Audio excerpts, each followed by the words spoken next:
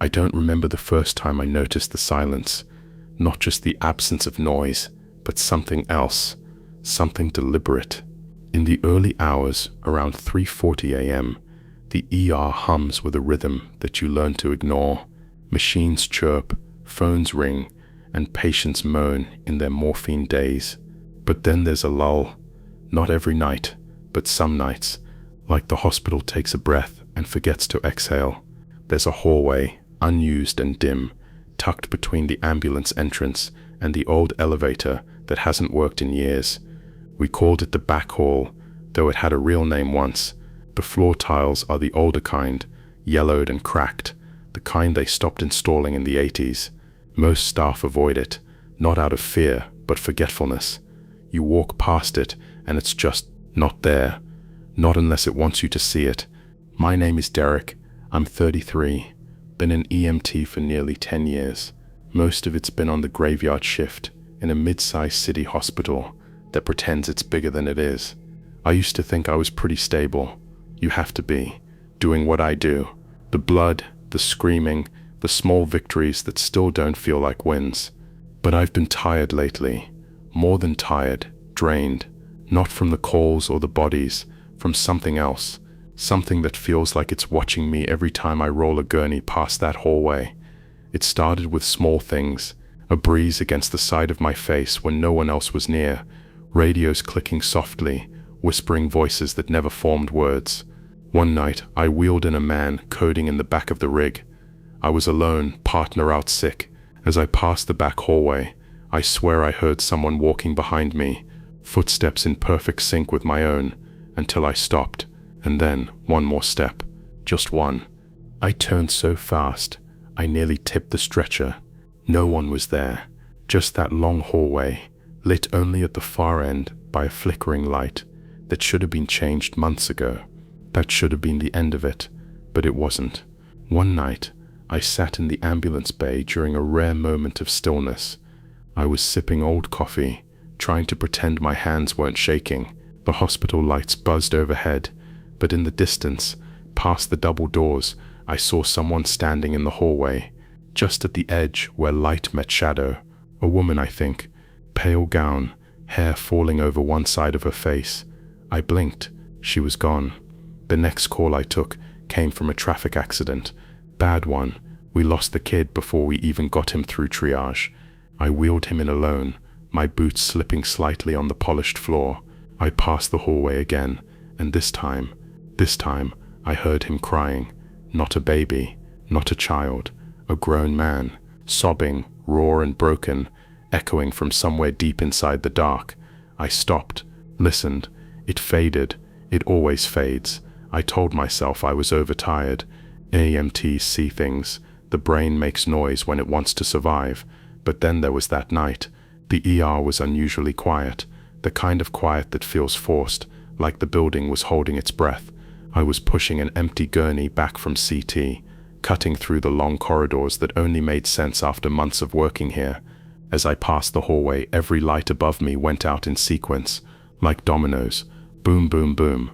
Darkness chased me until the only light left was the one flickering at the end of the back hallway, and in that moment I swear I heard my name, soft, drawn out, not malicious, worried, like someone who missed me. I stepped toward it, just one step, then my radio screamed to life, something about a cardiac arrest in the parking lot. I snapped out of it, like waking from a dream.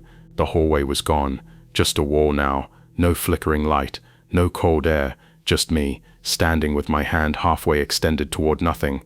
I stopped sleeping. Sleep invited dreams. Dreams invited her. She was always just out of reach, always in that hallway, whispering things I couldn't understand. Sometimes I'd wake with blood in my nose. Once a bruise on my thigh shaped like a handprint. I started logging it. Dates, times, symptoms. It made no difference. 2 weeks ago, I met an old nurse in the break room.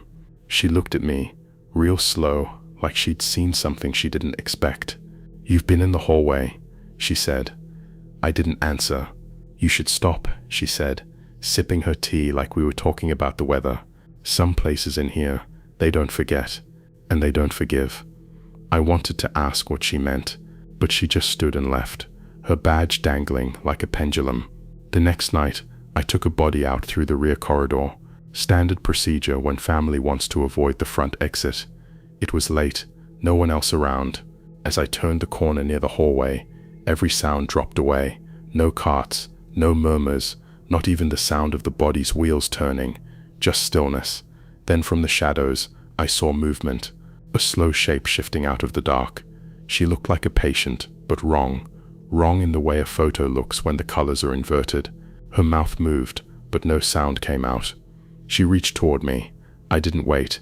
I left the body, ran until my lungs gave out, found a nurse, and made some excuse. Faulty brakes, needed assistance, something forgettable. I've avoided the hallway since.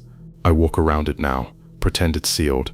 Sometimes I dream it's growing longer, stretching across the building like a crack through glass. I keep thinking of that flickering light at the far end, like a beacon, like it's waiting, like it knows. I haven't told anyone the whole of it, not even my partner, but I'm tired, and I think it wants me to talk. Maybe that's how it spreads. Maybe it just wants to be remembered.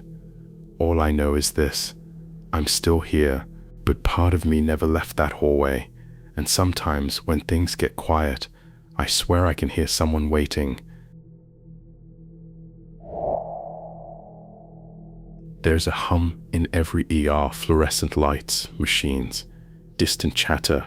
It's white noise, something your brain tunes out after enough hours. But there's a different sound that sometimes cuts through. A beep that doesn't belong. Not quite an alarm, not quite a voice. Just a short repeating tone, like an old cardiac monitor stuck in memory. They say the hospital updated its equipment 10 years ago. No machines make that noise anymore. So what is it I keep hearing? My name is Elena. I'm 41 years old. Been working as an EMT for almost 15 years. I'm one of the few who prefers night shifts. Less chaos, more quiet, fewer people watching you fall apart. I've always liked the rhythm of the dark, but something changed 2 months ago. It started with a call to room 3B, a simple transfer from the floor to imaging. But the moment I stepped in, I knew something was off. The room was too cold, not air-conditioned cold, old cold, like a basement. My breath didn't fog, but my bones ached like I'd stepped outside in winter. The lights flickered, and the patient was already strapped on the stretcher. Except, I didn't see who brought him down. The chart said his name was Thomas Ray. No DNR, no allergies, but the birth date caught me. Born 1948, and the sheet was handwritten. That shouldn't be possible anymore. I even double-checked the barcode. It scanned. Green light. I wheeled him out. As we turned the corner, I heard it for the first time. That beep, soft, faint, like a heart monitor from another room. But it echoed down the hallway, too loud, too clear. It wasn't coming from my patient. He was stable. Still, I looked over my shoulder, but we were alone. I remember thinking, maybe it's a memory. The next few shifts were strange. The same beep returned, always in odd places, while refilling my gloves, while standing by the med fridge, once in the ambulance itself. No one else seemed to hear it. My partner, Jamal, just shrugged and said I needed sleep. Maybe I did, but sleep didn't help. I started dreaming about room 3B, the cold, the lights. I kept seeing someone standing in the corner, blurred like an overexposed photo. I could never make out the face, but they kept mouthing something. 4 syllables. Always 4, code echo. I told myself it was stress, hormones, lack of rest, but the beeping kept getting louder. One night, a call came in. A man down outside a grocery store. We brought him in, chest compressions the whole way. He coded twice in the rig, once more in the bay. We got him back, barely, and they rushed him into room 3B. When I walked in behind the trauma team, I froze. The walls were different, the paint a different color, seafoam green instead of white. The IV pole was metal, not plastic. There were no digital panels, and the monitor above the bed, it was beeping. The same sound, the one I'd been hearing for weeks. I backed out, nearly dropping my gloves. Jamal had to nudge me. "You okay?" he asked. I nodded, lying. Just got lightheaded. That night, I went through old hospital blueprints. Room 3B had been renovated in 1999 after a small fire. The patient files were destroyed, but one name kept popping up on old incident reports. Thomas Ray, died during transport, flatlined twice, brought back, died again, same name, same room, but 40 years ago. I told myself it was coincidence, until I saw him again. I was alone in the hallway, walking to refill blankets, when I heard the beep again, slower this time, like a heartbeat slowing down. I turned the corner, and there he was, Thomas, lying on a gurney, eyes open, mouth barely moving. No nurse, no doctor, no chart, just him. And then a voice in the overhead speakers, garbled, broken, code echo, room 3B. I ran, didn't even think, just turned and ran, until I was back in the ER with people around me, with light and sound and life. I filed a report, but what do you even write? Haunted room emits phantom monitor noises. No one followed up. 1 week later, a trainee EMT asked me, "Hey, what's code echo?" I froze. "Where'd you hear that?" He shrugged, heard it on the intercom during a false alarm, didn't show up on the call list. It spread, whatever it was. Staff started reporting it. The beep, the room, a sense of someone else being there, and now it follows me everywhere. Not just at work.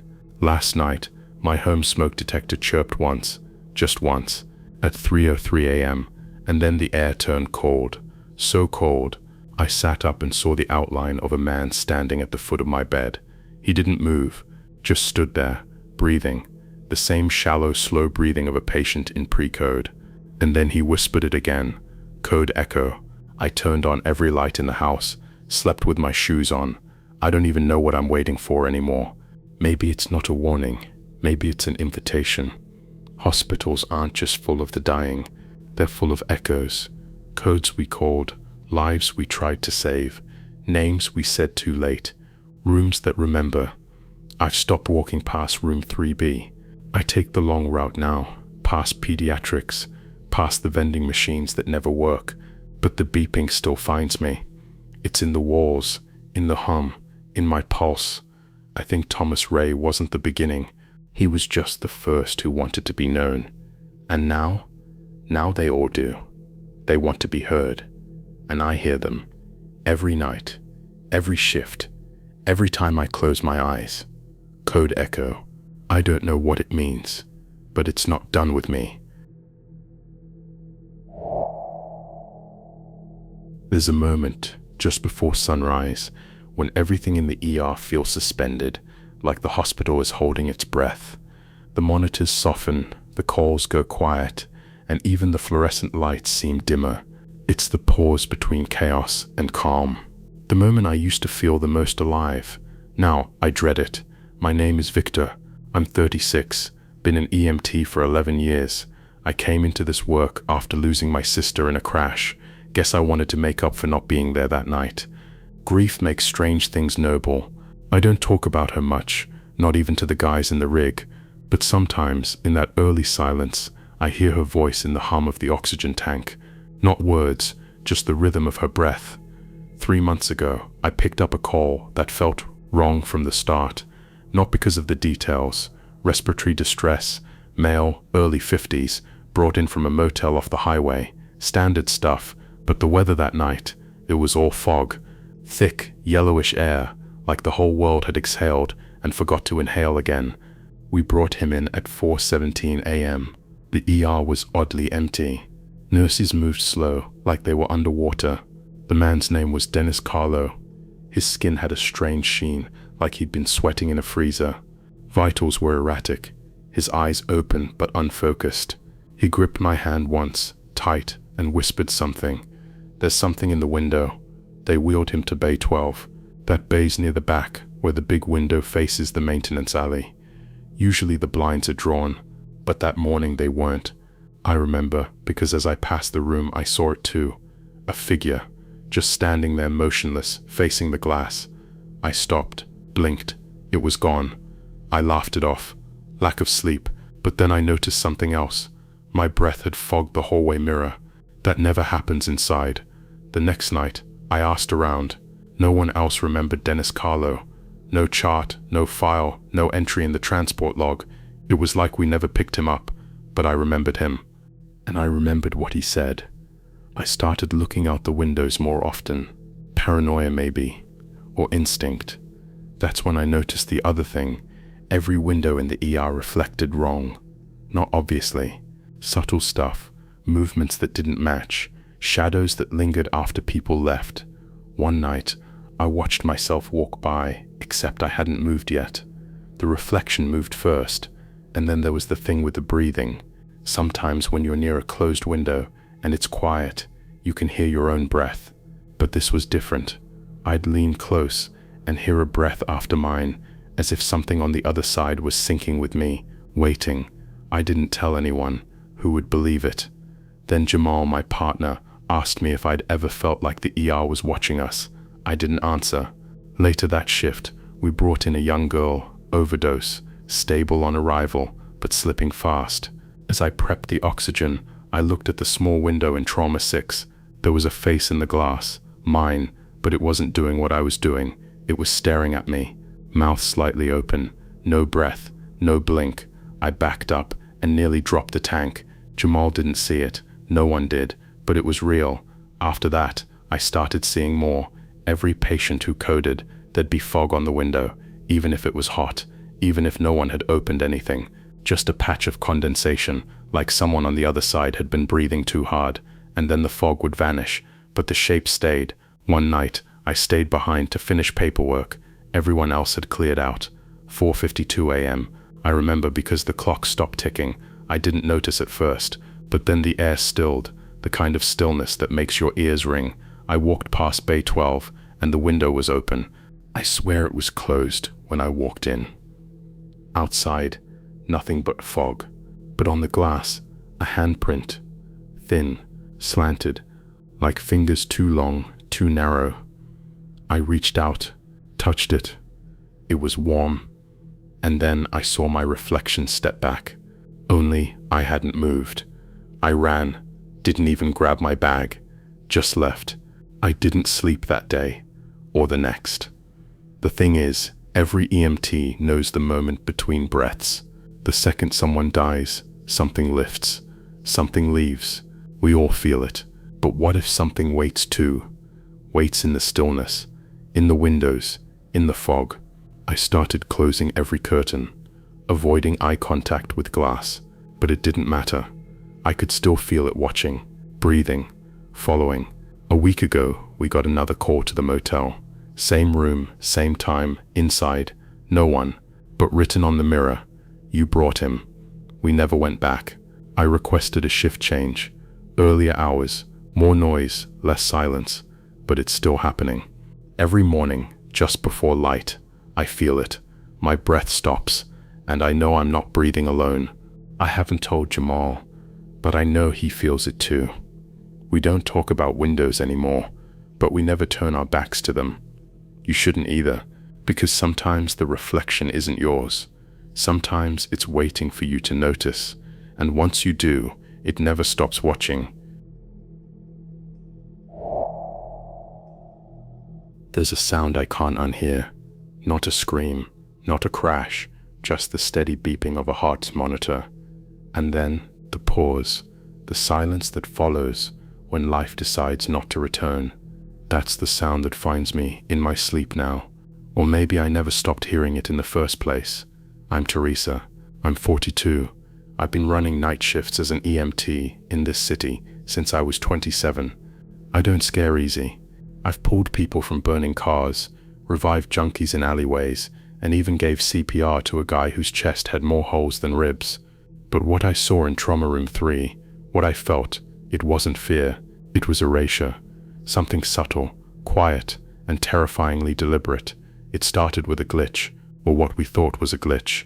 We brought in an elderly man, name unknown, found slumped in the back seat of a parked car near the Riverwalk.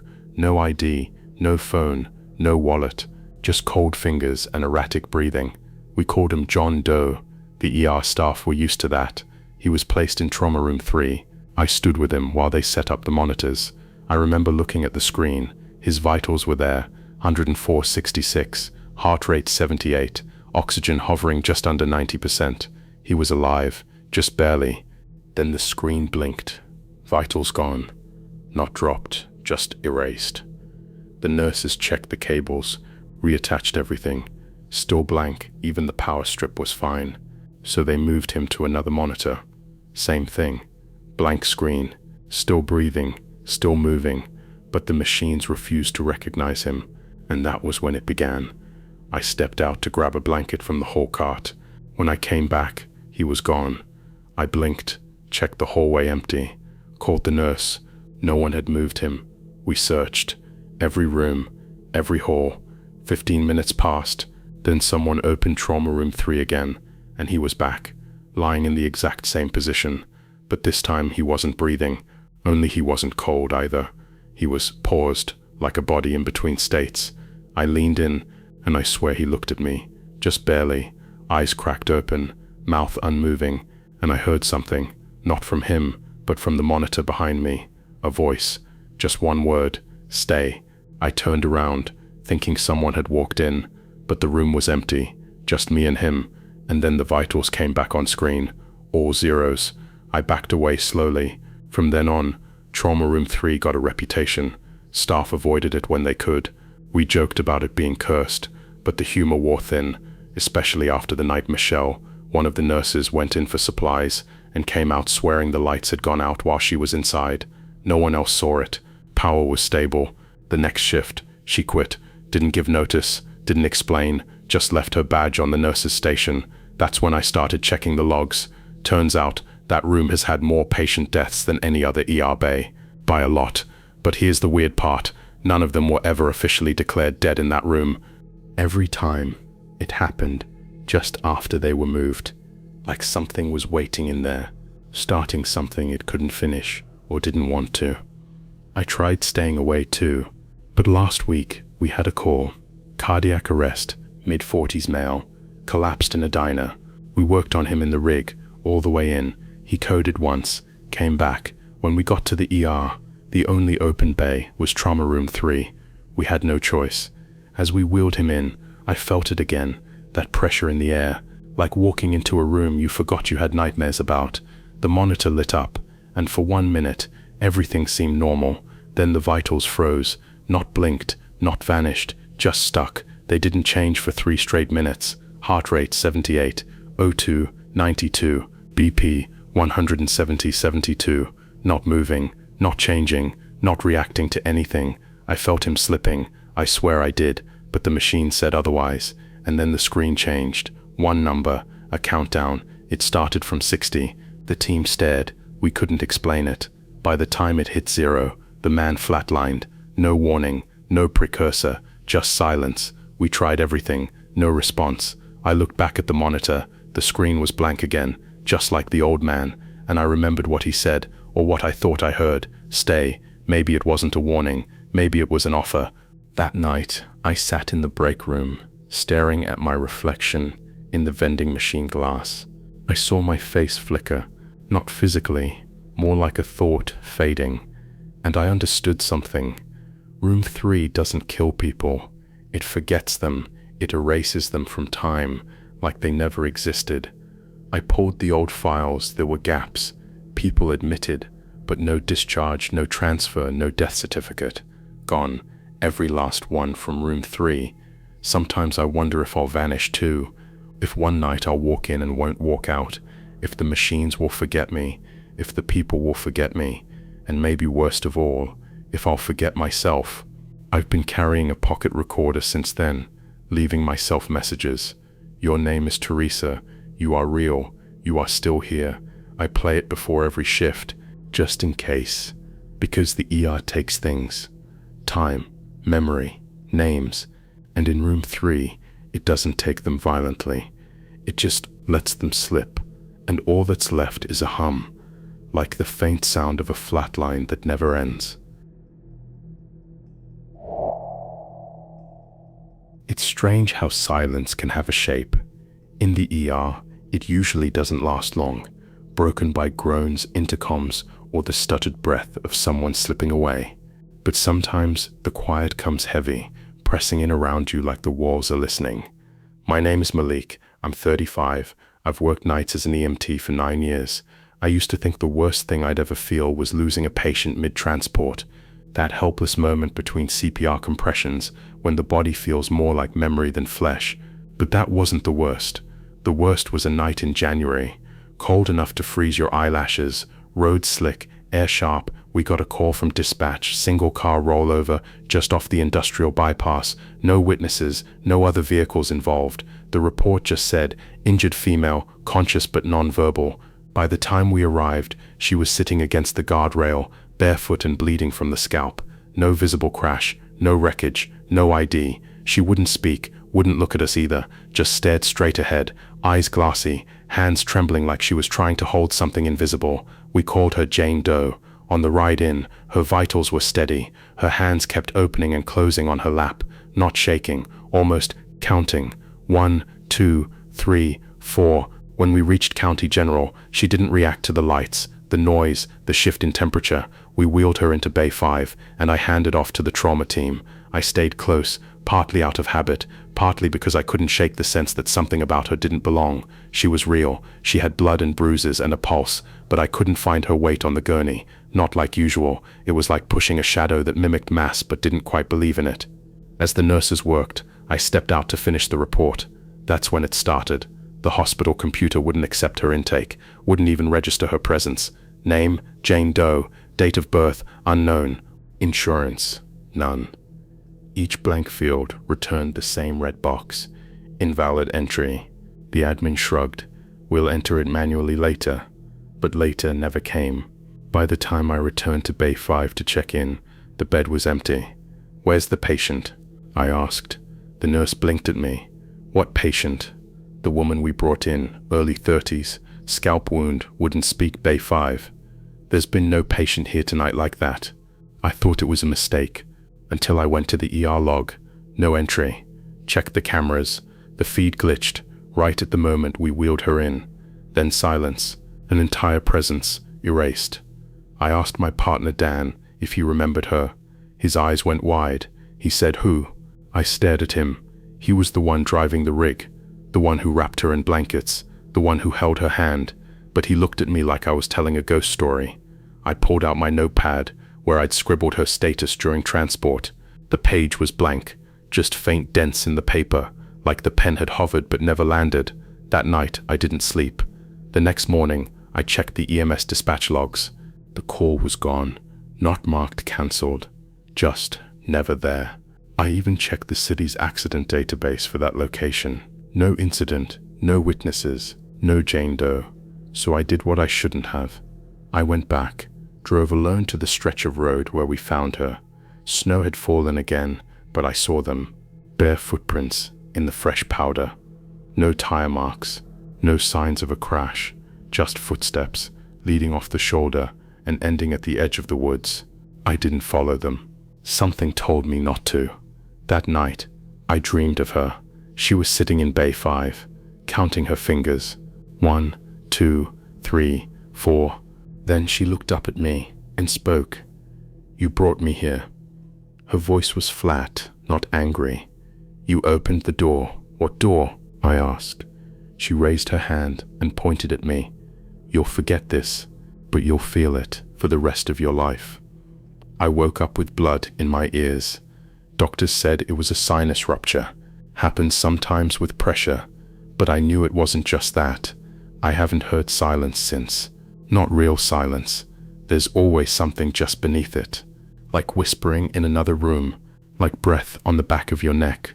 I never found her again, but sometimes I think I see her, in the reflection of ambulance windows, in the quiet rooms with no chart at the end of the bed. And each time I hear the intercom beep 3 times, the kind of beep that means patient unresponsive, I feel that weightless cold again, like I'm pushing a gurney with no one on it. I still do night shifts, still run the same calls, but every once in a while when I turn down certain streets or past that stretch of woods, I glance toward the shadows, and I wonder, was she ever real, or was I? The call was gone, not marked, cancelled, just never there. I even checked the city's accident database for that location. No incident, no witnesses, no Jane Doe.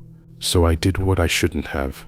I went back, drove alone to the stretch of road where we found her. Snow had fallen again, but I saw them, bare footprints in the fresh powder, no tire marks, no signs of a crash, just footsteps leading off the shoulder and ending at the edge of the woods. I didn't follow them. Something told me not to. That night, I dreamed of her. She was sitting in Bay 5, counting her fingers. 1, 2, 3, 4.